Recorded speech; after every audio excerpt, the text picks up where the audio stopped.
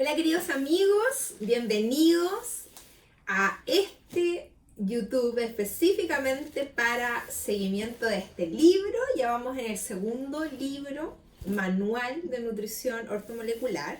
Bienvenidos todos, les habla la doctora Diana Tapia. El día de hoy vamos a hablar acerca del primer capítulo del Manual de Nutrición Ortomolecular, de la nutrición ortomolecular y sus fundamentos. Bueno, aquí en la introducción les hablo específicamente de la importancia que tiene el aprender fisiología, anatomía, bioquímica, para que aprendamos cómo curarlo y cómo mantenerlo. En este resumen al principio les hablo de lo curioso que es que Hipócrates sea el padre de la medicina, que haya dicho que tu alimento sea tu medicina y tu medicina sea tu alimento. Tan curioso que es eso y que los médicos solamente tengan tan poca formación en nutrición, apenas 6 meses, que es bastante poco, muy poquito. Y en cuanto a las nutricionistas tampoco es tan distinto. En el caso de las nutricionistas, ellas tienen en su formación académica, que son 5 años, tan solo uno o dos ramos en donde más o menos les queda claro en su mente cómo un nutriente puede curar, que es básicamente en el ramo de nutrición enteral o parenteral. Pero nada más que eso. Y es por eso que a ella también les toca cuando viene alguien y les dice que los nutrientes pueden curar. Y a ella les toca y la mayoría te responde, pero saca los nutrientes de los alimentos y por eso comemos. Les complica. Entonces hay que explicarle lo de la RDA, que es la ración diaria admisible, que toda la vida se rige por eso, que tú compras una caja de jugo de naranja y te dice 100% de RDA, pero en realidad ¿es esa la dosis para curar? No, esa es la dosis para que no te dé escorbuto. 60 miligramos de vitamina C previenen el escorbuto, pero no te curan de nada. Sin embargo, con 10.000 miligramos de vitamina C al día, 10 gramos, tú puedes curar un riñón, una insuficiencia renal crónica, aguda, una enfermedad autoinmune junto con la E3, una enfermedad renal. Cuesta hacer ese cambio de mentalidad, pero hay que tenerle paciencia a las personas. Y empiezo allí ya en el libro que vamos en la página 158, son 700 páginas de lo que se compone en los 4 libros. Te hablo de biología celular. Y en esta biología celular te empezó a hablar con una ligadura para que tú puedas aterrizar el concepto celular a la vida cotidiana y a lo que tú estás acostumbrado a ver. Te voy a leer algo un poquito para que tú puedas entender.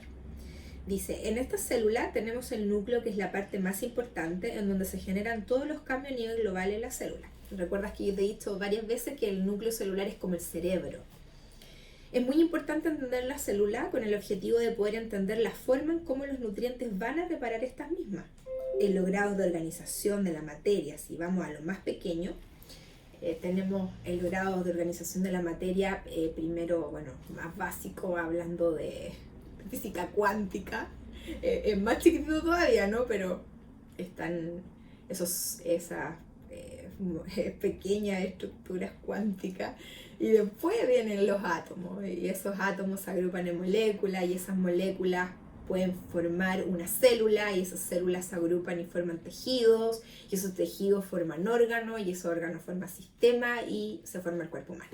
Así es, de menos a más. La célula es la unidad funcional del cuerpo humano. En esta célula, que se encuentra en la parte más importante de ella misma, su núcleo. Es el núcleo donde se produce el material genético, donde el ADN tiene la capacidad de poder allí mandar todo lo demás.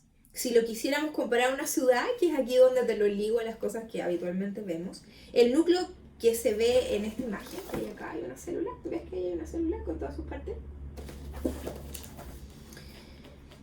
En el núcleo, comparándolo con una ciudad, sería como la alcaldía. No se mueve ningún hilo en una alcaldía o no se puede hacer nada sin el centro de comando organizativo y administrativo. De allí se dirigen todas las obras, de allí se dirige una ciudad. Es por eso que el núcleo es tan importante.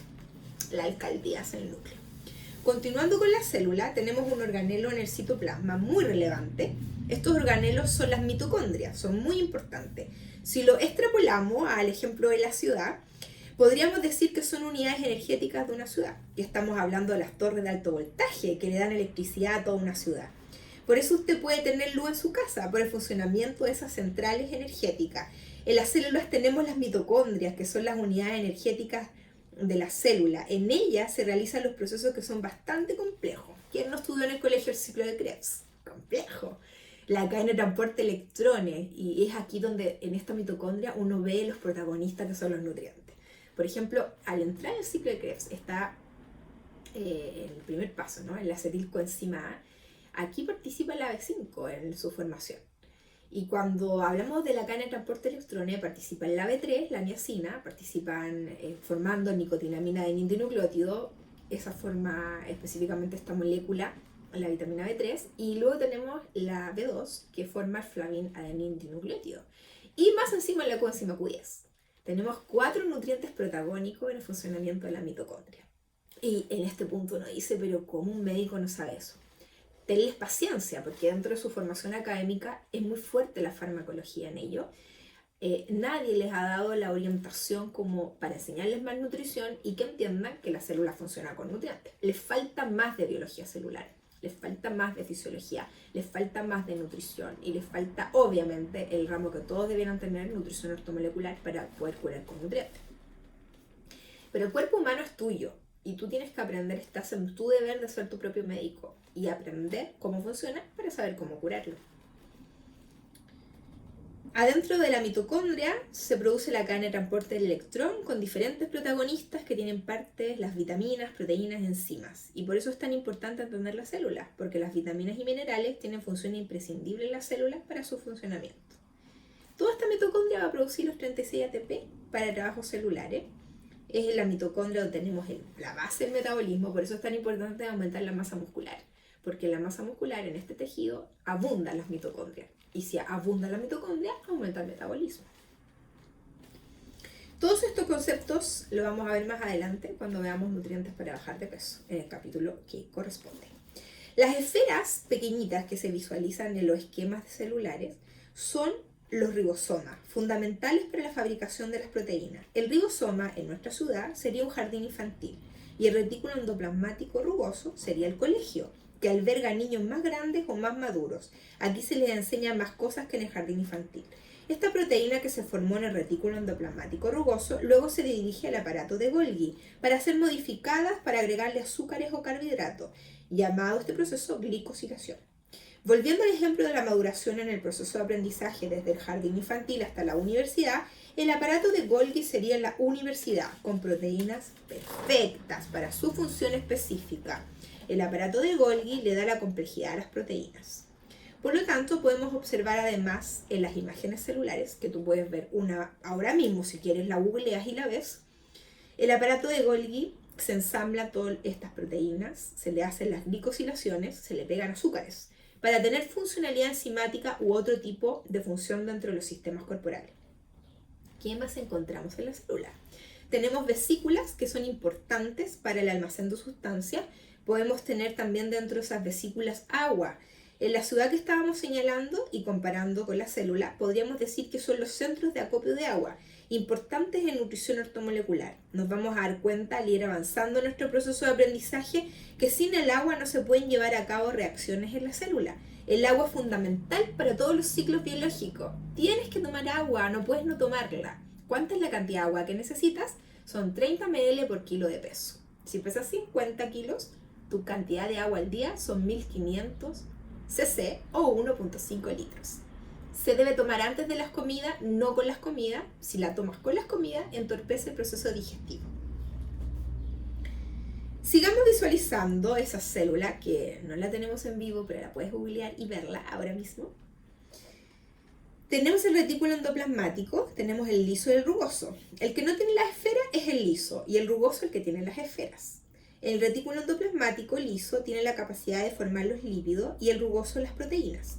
Por eso es rugoso, porque tiene esas unidades formadoras de proteína. Los túbulos que se visualizan en nuestra imagen, o la imagen que tú estás viendo ahora, son los centríolos. Es lo que le da el esqueleto a la célula para que pueda desarrollar la mitosis, para que ésta pueda dividir y replicarse.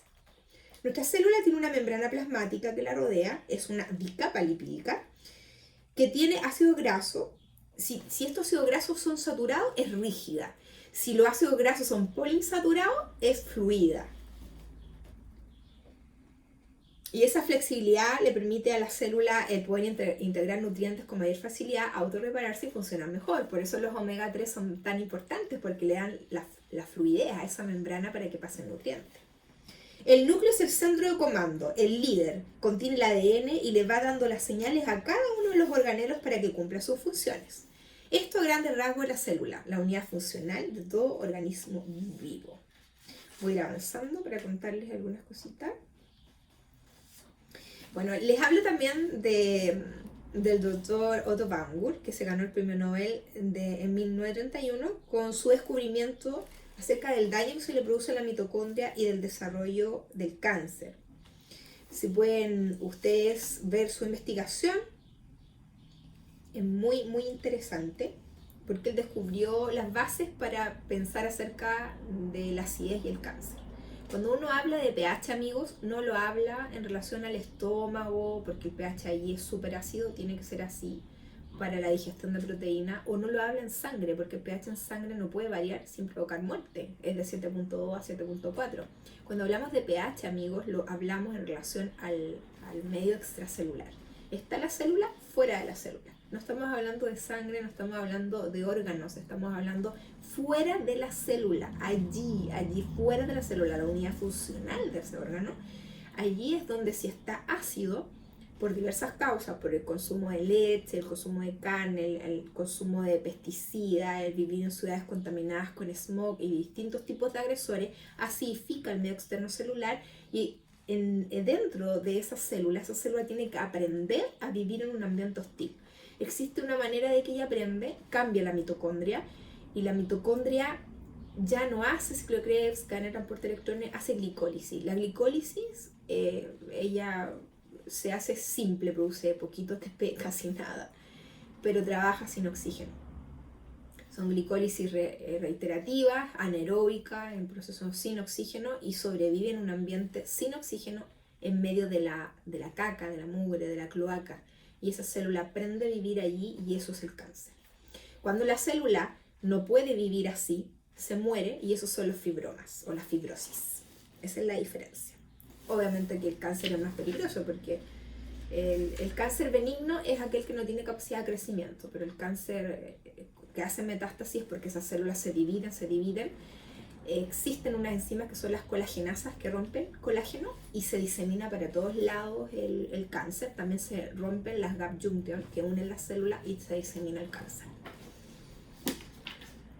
Te hablo un poquito también de Pauling, que hombre más extraordinario, doble ganador de premio Nobel, tan inteligente, que vivió en su propio cuerpo la curación con nutrientes cuando se curó de su insuficiencia renal crónica, una enfermedad muy parecida a una insuficiencia renal crónica, en donde se curó completamente con megadosis de vitamina C, una dieta baja en proteína y baja en sal.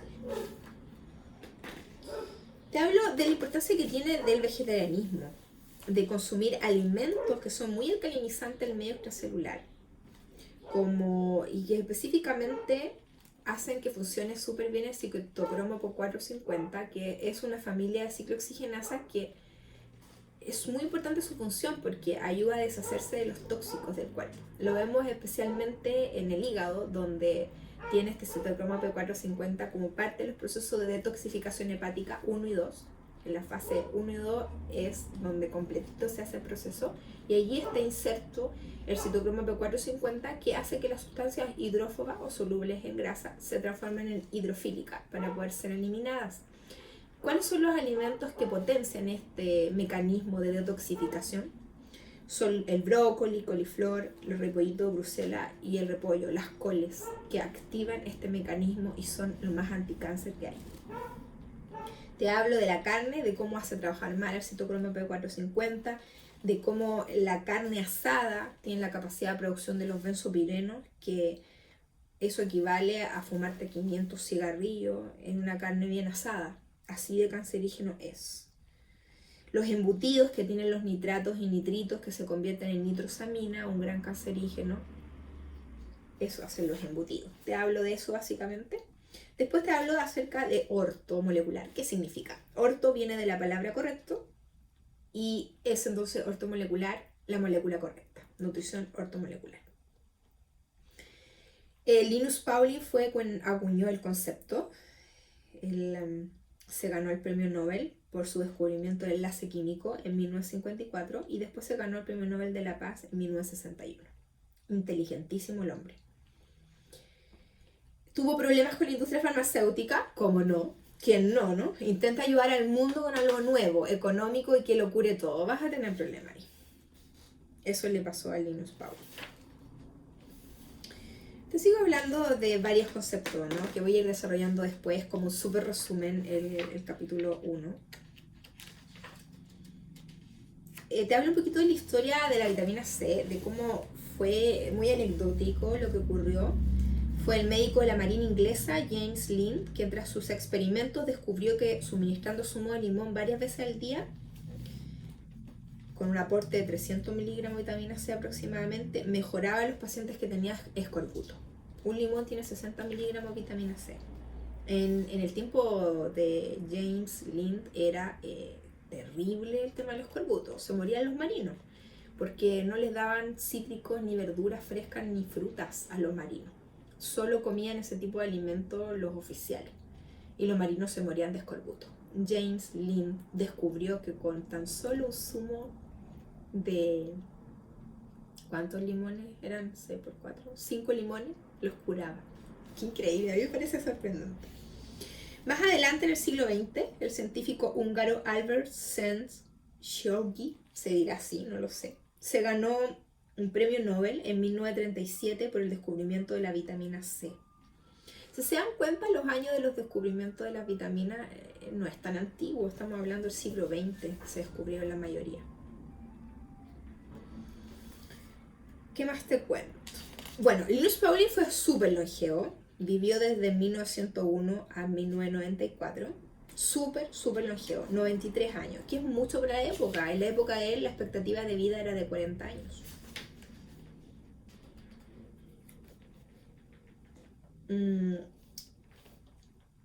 Linus Pauling dijo lo siguiente: hubo una época en que la medida recomendada por la Food and Nutrition Board, que ahora es como la RDA, no servía para nada.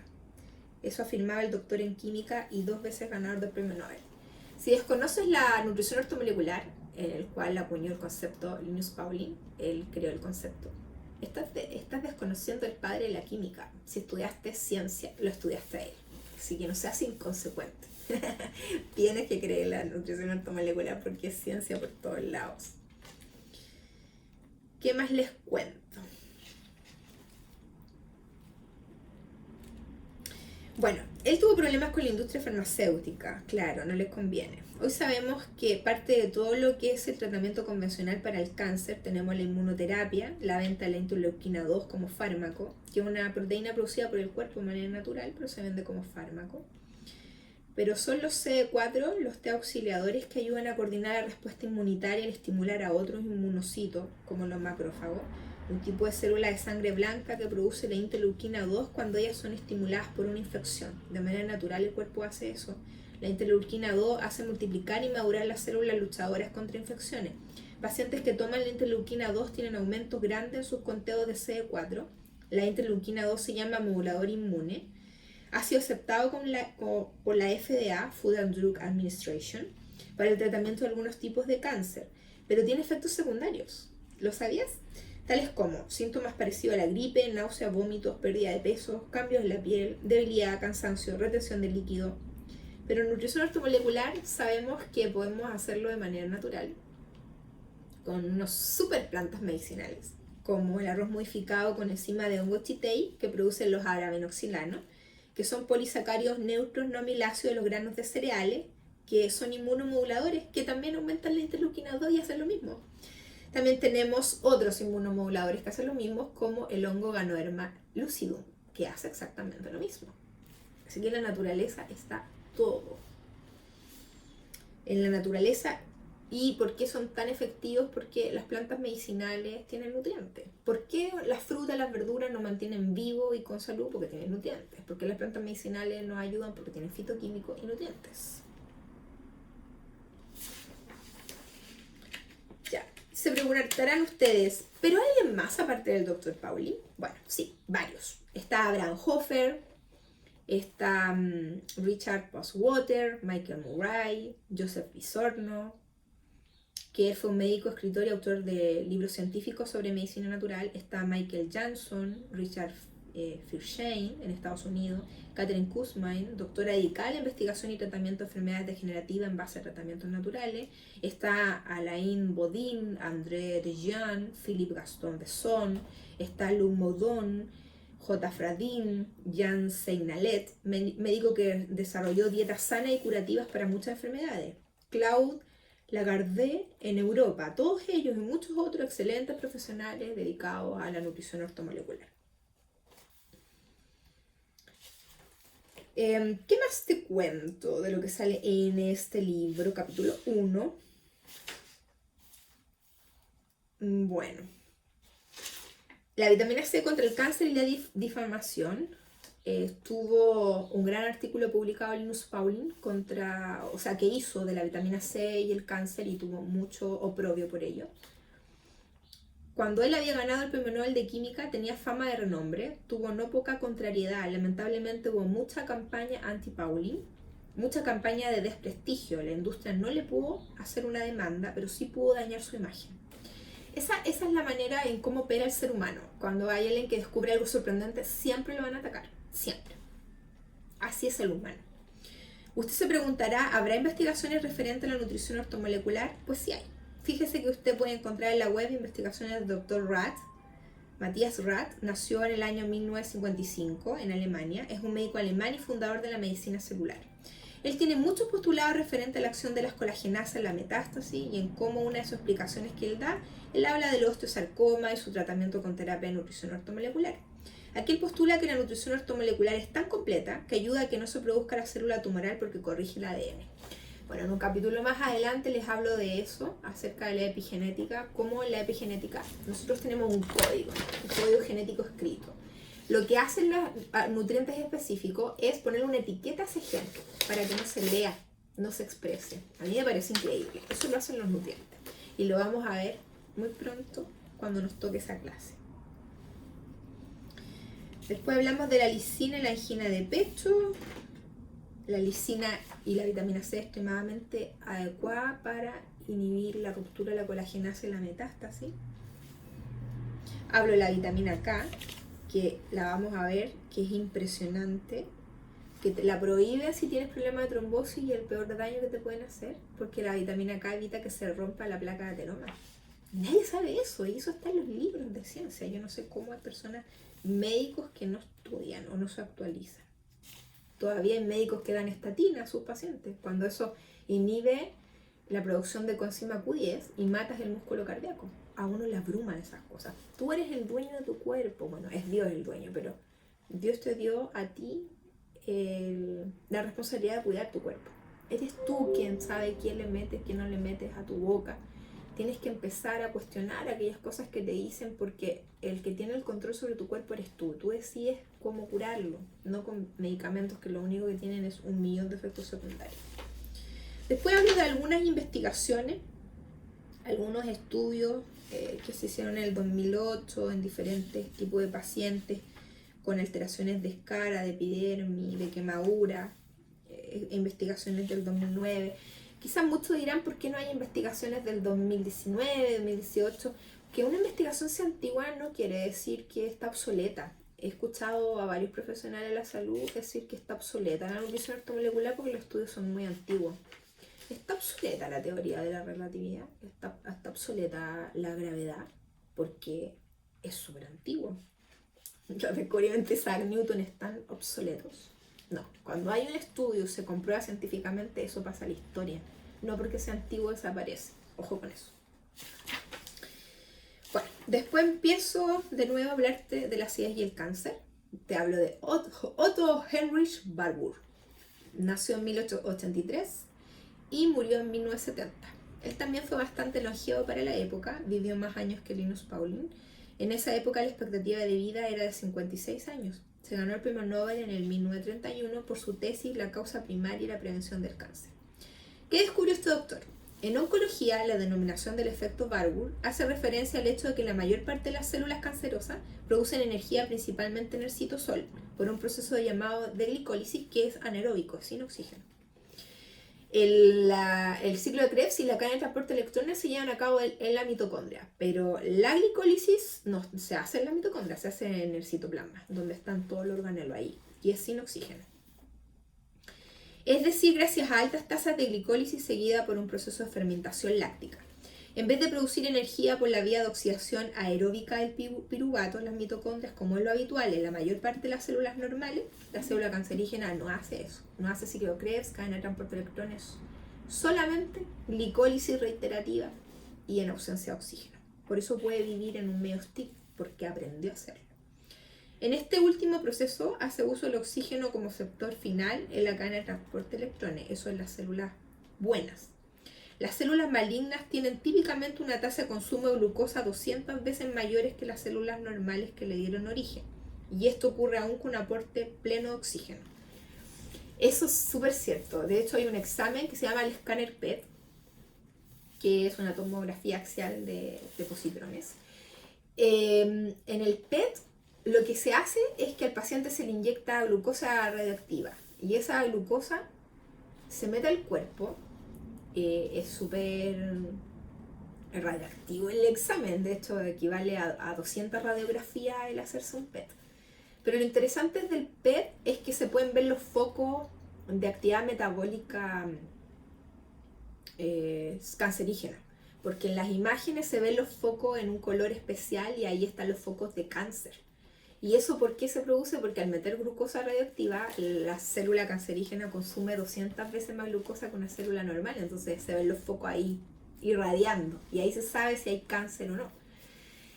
A mí me pasó una vez con una paciente de aquí de Chile que se hizo un escáner PET y le arrojó el resultado que tenía células hipermetabólicas, cáncer, porque se notaba ahí.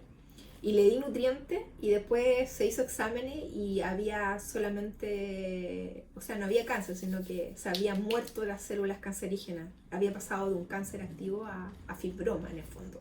Que fibroma es cuando se muere la célula cancerígena, cuando está ahí muerta. Así que es interesante porque ella no terminó totalmente el tratamiento, pero el tiempo que lo hizo mató el cáncer en el fondo. Ahora venía el otro proceso que era el que los macrófagos llegaran a destruir esa masa celular muerta en el fondo. Pero el médico le sugirió operarse y sacárselo quirúrgicamente, que también es una opción, porque el problema de entrar quirúrgicamente es cuando hay cáncer activo, porque el cirujano toca y se expande el cáncer. Sigamos. No quiero ser muy larga, voy en el minuto 27. Otto Warburg postuló que este cambio en el metabolismo es la causa fundamental del cáncer, hipótesis que actualmente se conoce como la hipótesis de Warburg. Descubrió que la mitocondria ocurrió un proceso de daño que básicamente era el gatillador del cáncer. Hay un proceso fermentativo que crece y se expande en ausencia de oxígeno. Entonces postuló primero que existen elementos que dan acidez a la célula y esta se altera produciendo esta célula tumoral que crece a gran velocidad y que en presencia de oxígeno y alcalinidad la célula cancerígena se muere. Voy a tener que dejarlo hasta acá. Me parece que no logré llegar hasta capítulo 2. A ver si lo logro terminar porque es súper largo. Voy a intentar llegar para ir un capítulo por video porque es tan largo el libro que si no nunca lo vamos a terminar. Voy a tratar de terminar. Bueno, después les hablo un poquito de Luis Ignarro, que él es como más contemporáneo. Se ganó el premio Nobel en 1998. Y súper interesante porque él era un farmacéutico estadounidense, es un farmacéutico estadounidense, se preguntó por qué la nitroglicerina produce vasodilatación y si se ocupa en explosivos. ¿Qué es lo que produce esa vasodilatación? Y ahí llegó al óxido nítrico. Y bueno, hoy día sabemos que la arginina es el mejor precursor del óxido nítrico, lo mejor que hay para la hipertensión arterial, lo mejor que hay a nivel cardiovascular, porque el corazón es un músculo, igual que el tejido musculoesquelético. La arginina es precursor de la hormona del crecimiento, la somatotropina, aumenta la masa muscular, el tejido óseo, etc. ¿Por qué la nutrición ortomolecular? ¿Por qué simplemente una alimentación vegana, orgánica y ya? Porque la terapia con megadosis hay curación y prevención. Curación es más rápida. En cambio, la alimentación especial hay que... Primero es preventiva y después curativa a largo plazo. En la terapia con megadosis viene en manufactura orgánica, los comprimidos en polvo, fácil de usar, se revuelven, se toman o vienen en cápsula. En la alimentación especial, la semilla que plantemos tiene que ser orgánica, el suelo tiene que estar enriquecido, tenemos que combinar bien los alimentos para lograr un efecto terapéutico. La terapia con megadosis es rápida y fácil. En la alimentación especial tenemos que tener más hábito y disciplina y es más a largo plazo. En la terapia con megadosis específica para la enfermedad que quiero. Si tengo un cáncer, doy selenio, omega 3, etcétera, para el tipo de cáncer y el nutriente. En la alimentación especial es más general, pero igual es una opción. Bien combinados los nutrientes que nos dan las mismas frutas, verduras, granos y todo lo demás, uno también puede lograr bastante curación, sobre todo si es con cataplasmas de barro, plantas medicinales, se puede lograr también el mismo efecto. ¿Qué más? Habla un poquito de los transgénicos, de cómo es problema de los países en vía de desarrollo o desarrollado. Habla del concepto de cómo solucionar la estatosis hepática, pero son conceptos como introductorios porque después profundizo mucho más en eso.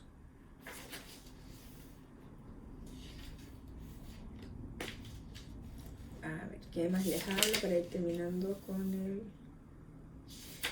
Hipócrates vivió del 460 a.C. al 377 a.C. El médico más importante de la antigüedad, el padre de la medicina. Importantísimo estudiar a Hipócrates. Quien no conoce la enfermedad no puede conocer la enfermedad. Quien no conoce los alimentos no puede conocer las enfermedades de los hombres. Eso lo dijo Hipócrates. Muy increíble esa frase. Para ir terminando, las frutas y verduras son espectaculares. El color de los alimentos y los aromas son gracias a sustancias químicas que le dan sabor y color. Por ejemplo, en el caso de la manzana, el ácido málico le da el color y el sabor a manzana. El mango es una de las frutas que más fitoquímicos tiene, 800 diferentes para diferentes enfermedades. El coco tiene grandes propiedades, los isleños que su alimentación en base al coco no tienen enfermedades cardiovasculares. Y fíjense que es el único alimento natural, vegetal, que tiene grasa saturada. Y siempre nos habían dicho que las grasas saturadas son nuestras enemigas. Qué increíble, qué poco sabemos a veces. Bueno, los frutos son más que dulzor y sabor. Una fruta tiene fitoquímicos, elementos que no son alimentos, pero tienen propiedades medicinales, como la quercetina de la cebolla. Si es morada, tiene más cantidad de quercetina. No es casualidad que todas las verduras y frutas de color azul sean superalimentos. La berenjena, los arándanos, las uvas, que son morados, son excelentes para el sistema respiratorio. Son grandes antioxidantes. Quiero que se entienda bien el concepto de antioxidante, que es un nombre un poco mal puesto, porque más que antioxidantes son como sustancias alcalinizantes. ¿Por qué digo que es un concepto mal puesto? Creo que lo repetí, lo dije en otro video. Antioxidante nos hace ver como que el oxidante es algo malo. Y la verdad es que no. La vitamina C endovenosa es un gran oxidante. Y precisamente por eso mata la célula cancerígena, porque forma peróxido de hidrógeno, que es un oxidante. La célula cancerígena no tiene catalasa y por eso se muere. Los oxidantes no siempre son nuestros enemigos. Entonces el concepto de antioxidante es un poco ambiguo, porque no hace ver que los oxidantes son todos malos. No, no son todos malos. De hecho hay un superproducto, el gran descubrimiento del siglo XXI, que es un oxidante, que no puedo dar su nombre, y que es increíble, o sea, le roba 5 electrones a diversos tipos de microorganismos, virus, bacterias, parásitos unicelulares. Oxidante da oxígeno, y donde hay oxígeno hay vida. Por eso tenemos que pensar por nosotros mismos, porque hay muchas cosas que nos han enseñado que no son como son. Bueno, los alimentos de color azul son grandes aportadores de antioxidantes, entiéndase bien el concepto, ¿no? Los de color amarillo, el pimentón amarillo, albaricoques, duraznos, plátanos o bananas para las alergias. Todos los alimentos, frutas y verduras de color amarillo estimulan el sistema inmune, linfocitos T y B, y ayudan a que la histamina funcione como tienen que funcionar. Las histaminas tienen un proceso normal en situaciones en que se requieren, pero cuando siempre se están liberando, no debe ser así, es un error del sistema inmune. Mejoran el mecanismo de dilatación y contracción bronquial y ayudan a pacientes con asma. Las plantas medicinales son aportadores de fitoquímicos y es por eso que tienen propiedades terapéuticas inimaginables. Voy a dejar acá, el próximo capítulo vamos a ver nutrientes bioreguladores y su capacidad terapéutica, porque no quiero que el tiempo de concentración se les vaya. Así que no tienen que ser más de 40 minutos los videos. Los dejo, queridos amigos, nos encontramos en el próximo capítulo. Cada martes va a ser subido este video. Lo cambiamos del sábado para el martes porque el sábado estoy haciendo grupo de estudio de la Biblia a las 4 de la tarde por Messenger, por video de llamada con varias personas, así que dedico para eso el día sábado. Así que cada martes voy subiéndole el capítulo y para los que quieran aprender más todavía, hay un Instagram nuevo que se ha creado que se llama Conach-diplomado. Y es un curso de plantas medicinales totalmente gratis que está siendo subido por ahí. También nos puedes seguir en los Nutridatos, en la página de Facebook de Conach. Y por supuesto en el canal de YouTube Nutricionista Diana Tapia, donde también subo constantemente material que es distinto a este. Muchos cariños, besos para todos. Les habló la doctora Diana Tapia.